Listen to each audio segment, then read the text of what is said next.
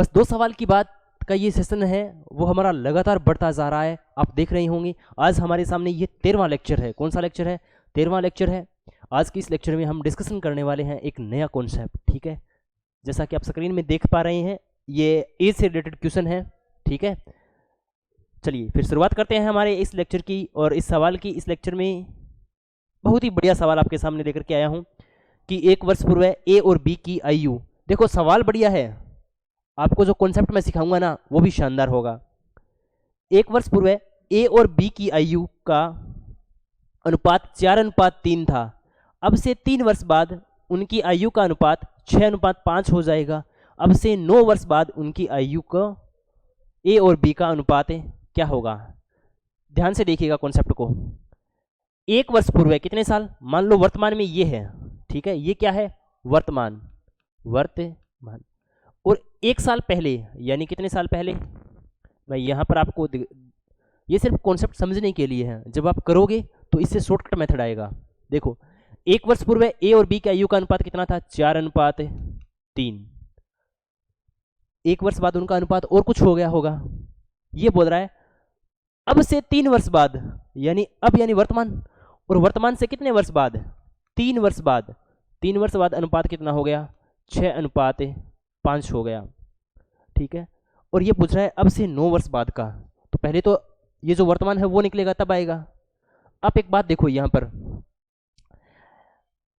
जब पहले से और इसमें, पहले वाले में और इस वाले में अंतर कितने साल का हो गया? 3 साल का, तो ये 1 साल का, ये अंतर कितने साल का है? 4 साल का। ये अंतर कितने साल का है? 4 साल का। लेकिन रेशियो के अकॉर्डिंग देखो, 4 और 6 में अंतर कितने साल का है? 2 साल का। यानी कितने यूनिट का अंतर है? 2 यूनिट का।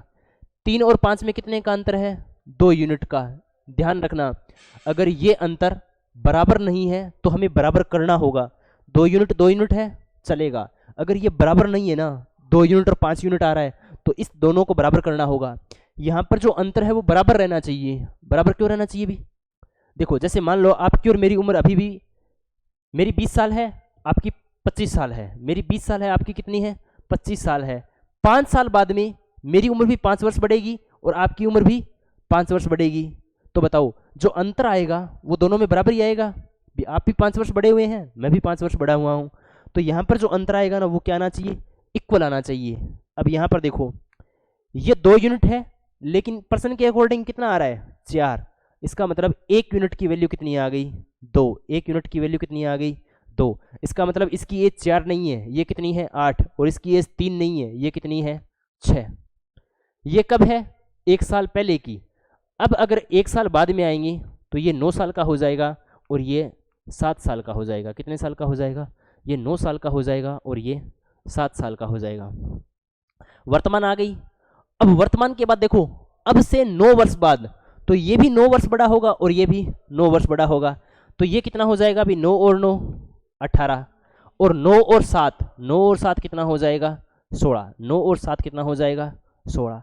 यानी 9 वर्ष बाद, कितने वर्ष बाद? 9 वर्ष बाद इनका जो अनुपात होगा वो कितना होगा? 18:16। 2 से काट दो, 2 नीम 18, 2 8 16, यानी अनुपात कितना आएगा? 9:8। ऑप्शन नंबर सी रहने वाला है, ठीक है। आया तरीका समझ में? दोबारा देख लो इसी सवाल को। ऐसे ही सवाल और हैं, आप कॉन्सेप्ट सीख के जाओगे, डरो मत। ये बोल रहा है कि 1 वर्ष पूर्व ए और बी की आयु, 1 वर्ष पूर्व ए और बी की आयु कितनी होगी? 4 और 3। अब बोल रहा है 1 वर्ष बाद, वर्तमान से 3 वर्ष बाद कितना है? 6 और 5। 6 और 5 लिख दिया। अब रेशियो के अकॉर्डिंग अंतर 2 यूनिट का आ रहा है और पर्सन के अकॉर्डिंग 4 यूनिट का आ रहा है। इसका मतलब 1 यूनिट की वैल्यू कितनी आ गई? 2। 1 यूनिट की वैल्यू 2 है तो 4 यूनिट की वैल्यू 8 हो जाएगी, 3 यूनिट की वैल्यू 6 हो जाएगी। लेकिन ये जो एज आई है वो 1 वर्ष पहले की है। ये 1 वर्ष पहले की है तो 1 वर्ष जोड़ दो इनमें, ये कितना बन जाएगा? 9, और ये कितना बन जाएगा? 7। अब हमें पूछा है 9 वर्ष बाद, तो ये 9 साल का है, ये 18 साल का हो जाएगा, ये 7 साल का है, ये 16 साल का हो जाएगा। इन दोनों का अनुपात कितना होगा? 18:16। रेशियो से काटेंगे 9:8। ऑप्शन नंबर सी सही रहने वाला है, ठीक है। यहाँ तक बताओ भी, यहाँ तक किसी को किसी में कोई डाउट हो तो बताओ, ठीक है। नेक्स्ट देखो ऐसा ही सवाल एक और, जैसे ये वाला है, ऐसा ही सवाल है बिल्कुल, कि ए और बी की आयु का अनुपात 8 वर्ष पहले 2:3 था, तो आप इसको ऐसे लिखो ए और बी, ठीक है।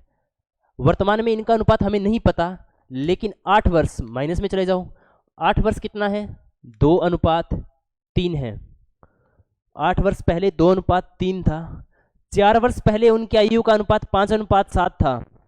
अब 8 वर्ष पहले इतना था, लेकिन 4 वर्ष पहले ये तो कितना है 8 वर्ष पहले, और 4 वर्ष पहले कितना है 5:7, ठीक है। 4 वर्ष पहले कितना है 5:7। अब से 8 वर्ष बाद, और ये तो वर्तमान एज, ये लो ये क्या आ गई वर्तमान एज, और वर्तमान से हमें कितना जाना है 8 वर्ष बाद, ठीक है। अब प्रश्न को दोबारा देख लो कि ए और बी का 8 वर्ष पहले, यानी अब से कितना 8 वर्ष पहले कितना था 2:3, और अब से 4 वर्ष पहले कितना था 5:7, और ये वर्तमान अनुपात, वर्तमान के बाद हमें पूछा है 8 साल बाद, ठीक है। यहाँ तक समझ में आया, बढ़िया बात। अब देखो ये 8 साल पहले का, ये 4 साल पहले का, मतलब इन दोनों में कितने साल का अंतर है 4 साल का। प्रश्न के अकॉर्डिंग देखो दिखाने, 2 और 5 में कितने का 3 का, और 3 और 7 में कितने का 4 का। अब मैंने कहा था ना, मैंने कहा था आपको कि ये अगर बराबर नहीं है ना तो इनको बराबर करेंगे। बराबर कैसे करते हैं वो देखो अब, ठीक है।